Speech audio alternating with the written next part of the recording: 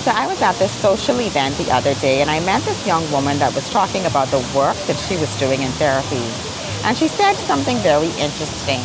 She said that the hardest thing that she had to do in therapy thus far was to sit with herself.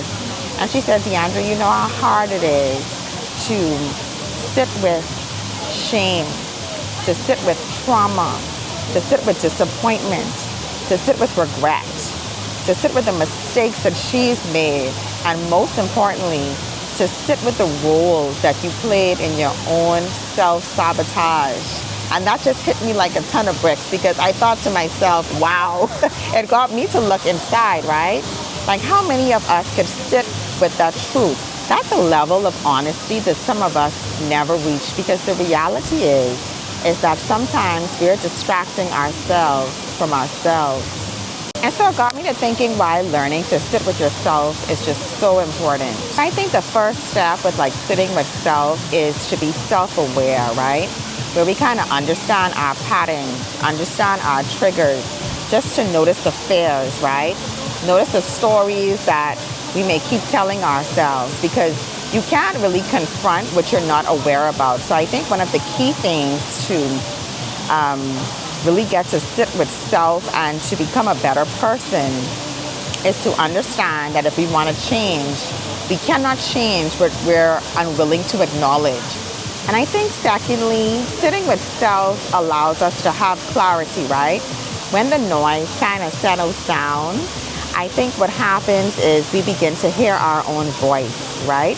Not society's voice necessarily, not our family's voice, not the voice of social media, but your own voice, your inner voice, right? You become clearer about what you want, not what somebody wants for you, but what you actually want and what needs to change. Thirdly, I think sitting with self is like the first step toward healing. I believe that we cannot fully heal if we do not acknowledge what is there. I believe that a lot of us are carrying traumas and just pain that, you know, could be sometimes hidden from childhood deep down, right? And so I believe in order to actually get to that abundance and to get to be our full self, we really need to sit with ourselves and just, you know, have that kind of truth that allows us not to ignore, because what is ignored will most definitely remain. And then I think also, fourthly, we need to have accountability, right? Now, this is an uncomfortable truth because I think one of the hardest things to do is to realize that you are the source of a lot of, or we're the source rather, of a lot of our downfall. And so I think we need to acknowledge, right, those difficult questions. Ask ourselves, what part did I play in this? What boundaries did I fail to enforce?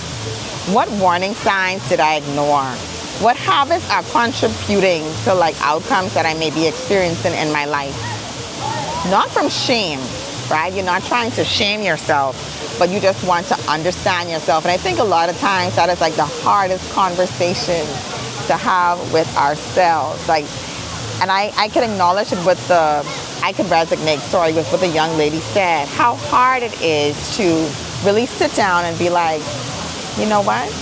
I'm the problem, or I was 80% of the problem, and to actually sit in that and realize, you know, that I would have been the person that may have been the villain, you know, even in some of these stories, because a lot of times, we look for outside things to say that, oh, well, this happened because this person did this or that person did that, when in actuality, we're the villain in the story.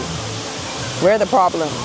And I think that sitting with self takes a level of maturity as well to understand that, you have to take accountability for some of these things that, we would have experienced in our human experience, right? And yeah, this conversation hit me like a ton of bricks, and it made me to look at things, internally and truly make the necessary steps moving forward, to really be whole with self. And then I also think lastly, Once we would have become aware of our patterns and stop being like controlled by them, because like I talked about earlier, sometimes we do things over and over and over again, and a lot of it has to do with distraction. I think that we gain a sense of freedom when we're able to actually sit and say, okay, I see it, I caught it. Now I'm going to live a life of freedom, knowing that I'm never going to repeat those things again, or I acknowledge those things, and I never want to move in a spirit of ignorance. I want to move in a spirit of intentionality. And I think that's the last step. But sitting with self is like you truly get like this freedom, right? You gain the ability to choose differently. You respond differently to just not like certain things in life, but life in its entirety. I believe that it creates better outcomes for us, different outcomes for us. And I believe that awareness creates options, and options create that freedom. And so like I said, it was something that I was sitting with, I was journaling with, and I said, why not just turn on the camera while I'm here at the beautiful Atlantis Resort and just, share that with you guys. This channel is all about intentional and abundant living. And, I love to have conversations with you guys on things that make us better, right? I think a lot of times, especially in the Black community, we didn't have the language for a lot of the things that we would have experienced in this life.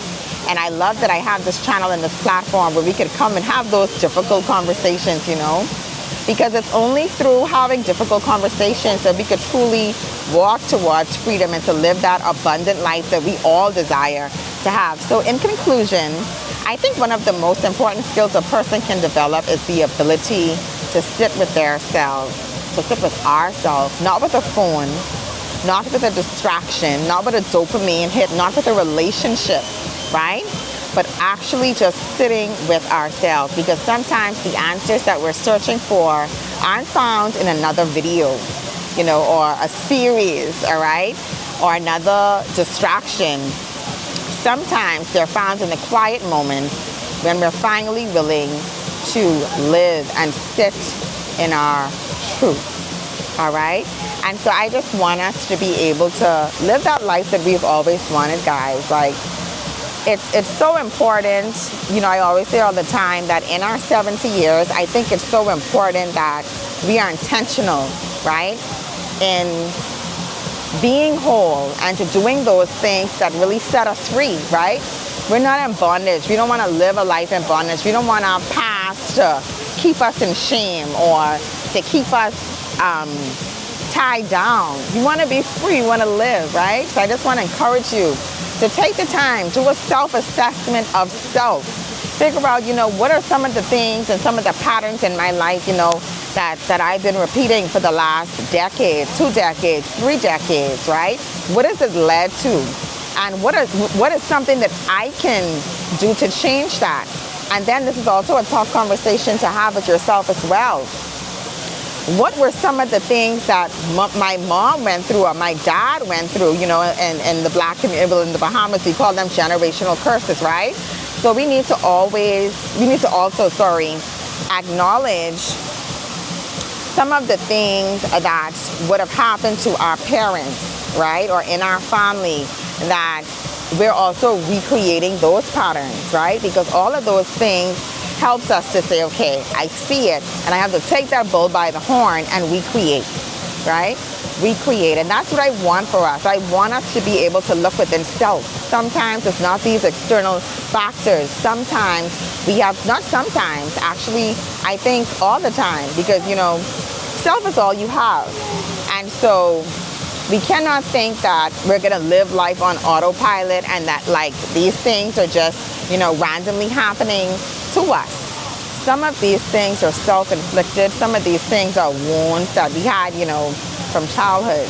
And that's fine, but we just have to get to the space and place where we say, I see it, I don't like it, and I want to recreate. So whether that is, like the young lady that went to therapy, or that is you just sitting with self-journaling and understanding that, okay, I see this, I don't like this, I want to do better, do better. You're not a tree, you're not planted somewhere forever. You're a human being that can recreate at every time. So that is my little message today while I'm doing my weekly self-care, and I just wanted to share that with you. I love you guys, and I want you to live the best this life has to offer, and to do that, we got to go back to the origin. We got to go back to self. So see you guys in the next video, and have a beautiful